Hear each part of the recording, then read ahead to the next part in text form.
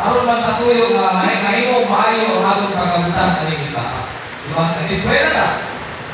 So, para sa amin itong eskwela? Para preparation sa atong pumalabot, di ba?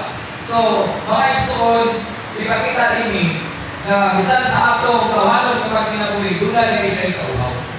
Dahil ang kauhaw, literally speaking, ikinanglan yung kang uminom para masolbad ang imong kauhaw. Pero di ay mga igsoon, mga higala, ang kauhaw sa tawanon kapag kinabuhi, dili ma-provide sa laang sa kalibutan karon. So, bisan kung sa mga butang, siguro nag-long lang, Lord, unta, may ani ko, Lord, unta, mapapatulo ko yung ani. Wala tayong anak. Pero ipakita lang, na